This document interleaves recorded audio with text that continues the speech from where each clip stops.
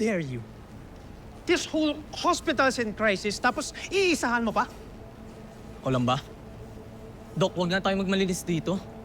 Alam niyo bang bakit tinarget tong hospital na to? Kasi sobra-sobra kayo maningil sa mga pasyente niyo. We only charge what the hospital needs to survive. Tama na ho yan. Lalo, surrender mo na siya sa police. Ha? Bakit? Hindi naman ako yung hacker ah. Tanga, may kaso ka pa rin. Yeah, you falsify documents, and that's a crime. Yan na. Oh, hindi.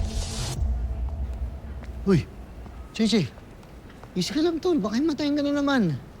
Nakita niyo ba si Hex? Di ba magkasama kayo sa CR?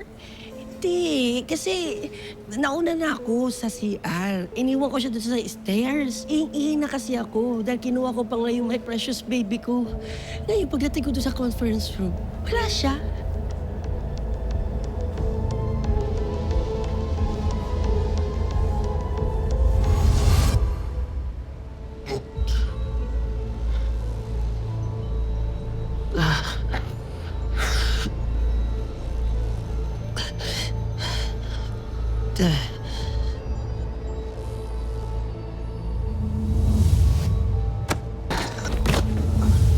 Hindi ako nadulas.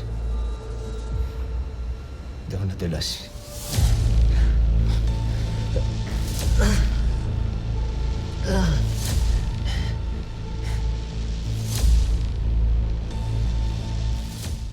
Thank you.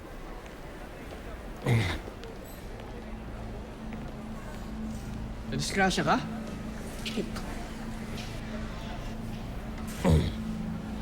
Hayop ka. Ikaw nagtulak sa akin sa hagdan, hayop ka.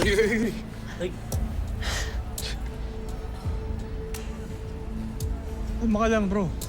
Nahulog ka? Huwag mo akong gagawin. Alam ko ikaw eh.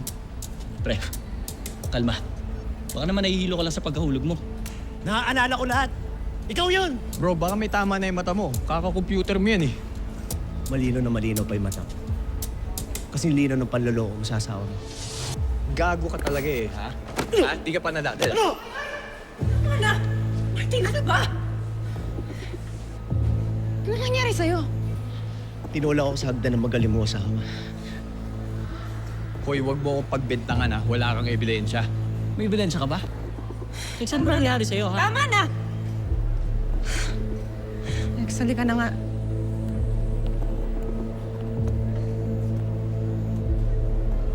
Bok, pamuntik mo na mapatay yun. Sayang nga, hindi pa natuluyan eh.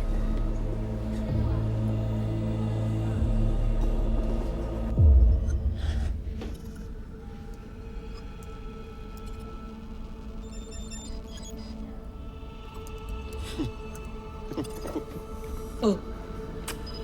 Bakit, Ton? Walang footage. Ano yung footage?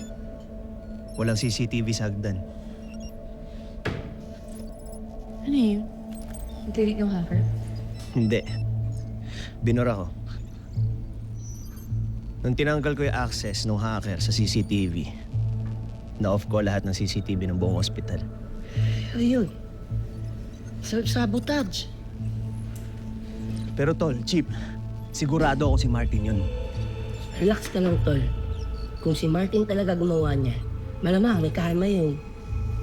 Alam niyo, tama na. Kung gusto niyo gulpihin yung asawa ko, hindi ko kayo pipigilan. Pero pwede mo mag-focus muna tayo dito. I-solve muna natin to kasi nawawalan na tayo ng oras. Please, babalikan ko yung account na binigay ng hacker para sa ransom. Given the real account, may kita natin sino yung identity ng hacker. Medyo naligaw lang tayo kay Mr. Ballesteros pero kaya na to. Okay, good.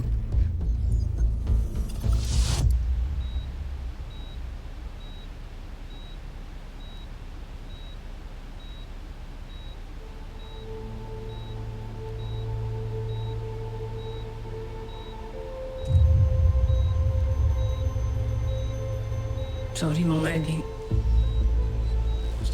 Walang puso yung hospital eh. Selfish sila. Wala silang pakialam sa mga pasyente nila. Ang importante lang sa kanila, pera. Tatapos na ito.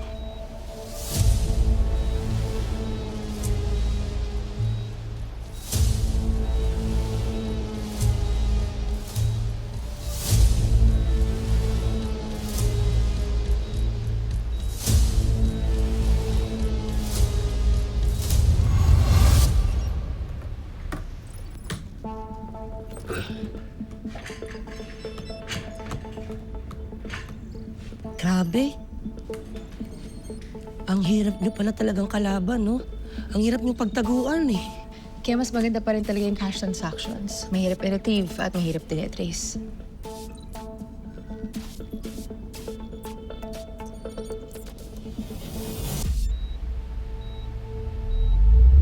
Nurse Alex, hanap ka pa yun ni Doc.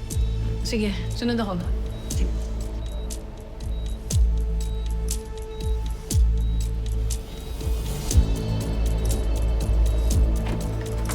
Nurse, nag-PBI ako. May nabanggit ka sa akin ganyan tungkol sa mga hacker. Hoy! Bumalik dito! Sorry, Jun.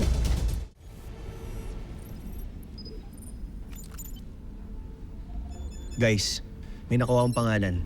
Kali! Yung nurse ng tatay mo, siya ang posibleng nag-hack ng hospital. Alexandra De Leon.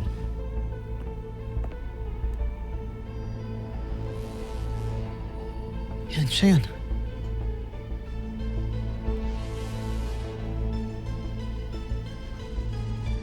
Siya yung nurse ang tatay ko. Punta ko muna yung tatay. Sumano ka pa.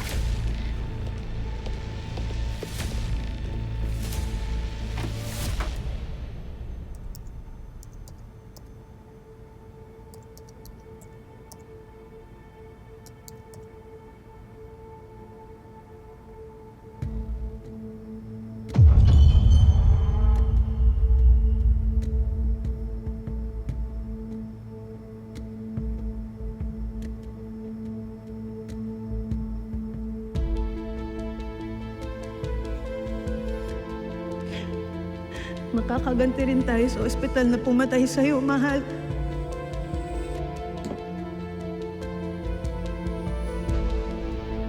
Kaya naman pala eh. Namatay yung girlfriend niya dito sa hospital na to. Oh, tignan niyo. Nagpa-opera pala yung jowa niya dito. Brain aneurysm.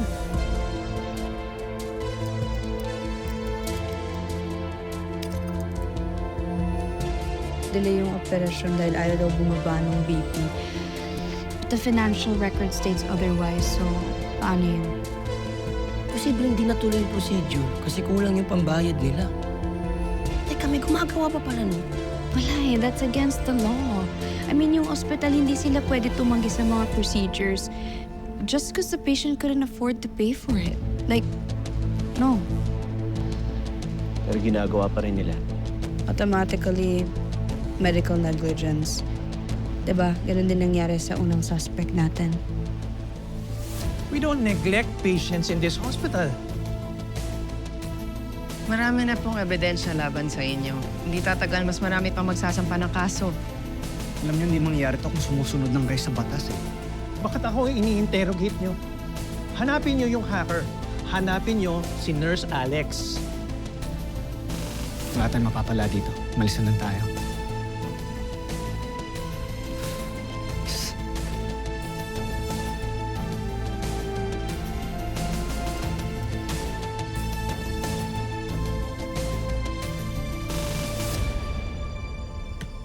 Pang! What? Guys, yung Nurse Alex na yon, nakakonect pa rin sa network ng ospital. Nandito pa siya. Hindi pa siya nakakaalis.